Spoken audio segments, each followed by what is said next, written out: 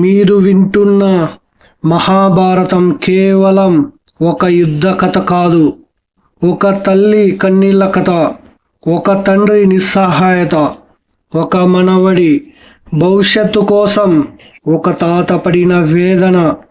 వేదాలను 4 భాగాలుగా విభజించిన మహాజ్ఞాని, బ్రహ్మ సృష్టినే అర్థం చేసుకున్న వ్యాస మహర్షి.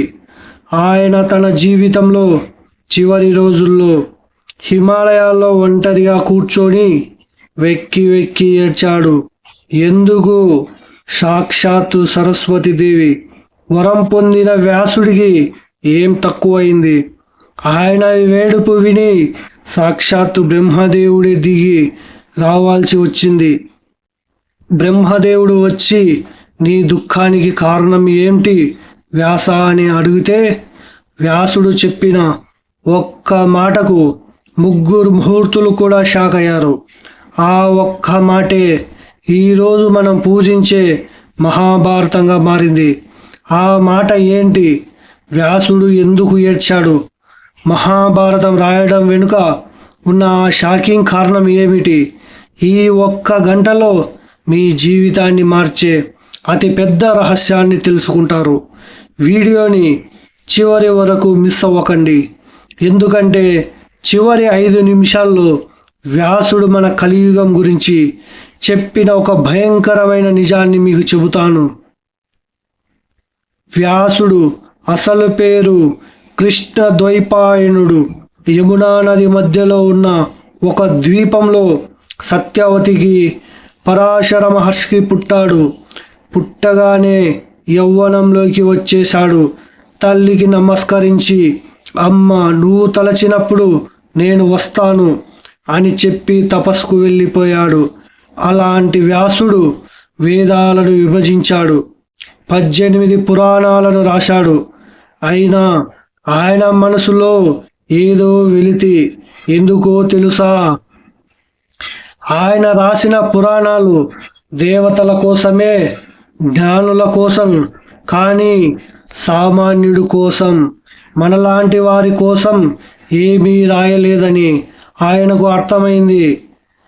తన సొంత తల్లి సత్యవతి కోరిక మేరకు తన సవతి తమ్ముళ్ళ భార్యలకు అంబిక, అంబాలికకు సంతానాన్ని ప్రసాదించాడు వ్యాసుడు. ఆ సంతానమే ధృతరాష్ట్రుడు, పాండురాజు. అంటే కౌరవులు, పాండవులు ఇద్దరు వ్యాసుడి మనవల్లే. తన కళ్ళ ముందే తన వంశం 2గా చీలిపోవడం, అన్నదమ్ములు శత్రువులు కావడం, తన రక్తం పంచుకొని పుట్టిన పిల్లలు ఒకరినొకరు చంపుకోవడానికి సిద్ధపడటం చూసి వ్యాసుడి గుండె తట్టుకోలేకపోయింది. ఆయన అనుకున్నాడు, నా వంశనాశనం కాకూడదు, కానీ అధర్మం కూడా గెలవకూడదు. భవిష్యత్తు తరాలకు ధర్మం అంటే తెలియాలి. నా మనవల్ల తప్పుల నుండి ప్రపంచం నేర్చుకోవాలి. వ్యాసుడు ధ్యానంలో ఉండగా బ్రహ్మదేవుడు ప్రత్యక్షమై, నీ ఆలోచనలకు ఒక మహాకావ్యంగా రాయి, అది భూమి ఉన్నంత వరకు ఉంటుంది అని చెప్పాడు. కానీ సమస్య వచ్చింది. వ్యాసుడు చెప్పే వేగానికి రాసేవారు ఎవ్వరు? అప్పుడు వ్యాసుడు విఘ్నాలను తొలగించే వినాయకుడిని ప్రార్థించాడు. వినాయకుడు ఒక కండిషన్ పెట్టాడు. అందరికీ తెలిసిన కథే కదా, కానీ అసలు కండిషన్ వెనుక ఉన్న దైవ రహస్యం ఏంటో తెలుసా? వినాయకుడి కండిషన్, నువ్వు చెప్పడం ఆపితే నేను వెళ్ళిపోతాను. వ్యాసుడి కండిషన్, నువ్వు అర్థం చేసుకోకుండా ఒక్క శ్లోకం కూడా రాయకూడదు. వ్యాసుడు తెలివిగా మధ్యలో కఠినమైన శ్లోకాలను చెప్పి, వినాయకుడు ఆలోచించే లోపే తన మనసులో తదుపరి 1000 శ్లోకాలను అల్లుకునేవాడు. అలా పుట్టిందే మహాభారతం.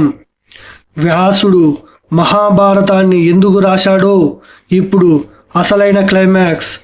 ఆయన తన మనవల్ల కథను రాయలేదు, మన కథను రాశాడు. ప్రతి మనిషిలో ఒక ధృతరాష్ట్రుడు ఉంటాడు. పుత్ర వ్యామోహంతో గుడ్డివాడయ్యే మనసు. ప్రతి మనిషిలో ఒక దుర్యోధనుడు ఉంటాడు, అహంకారం.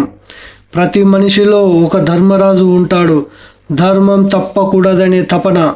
ప్రతి మనిషిలో ఒక అర్జునుడు ఉంటాడు, కర్తవ్యం బాధ్యత మధ్య నలిగే మనసు. మనలోని అధర్మంపై ధర్మం ఎలా గెలవాలో చెప్పడానికి వ్యాసుడు మహాభారతం రాశాడు.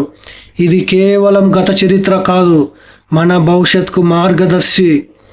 ఆది పర్వం విన్న ప్రతి ఒక్కరికి వారి ఇంట్లో తెలియకుండా ఉన్న కలహాలు తొలగిపోతాయని సాక్షాత్తు వ్యాసుడే వరం ఇచ్చాడు.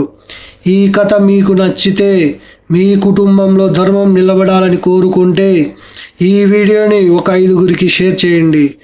జై శ్రీకృష్ణ, జై వ్యాస మహర్షి.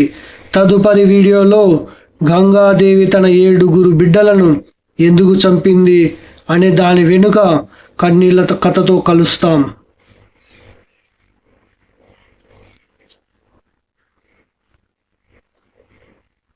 ఇది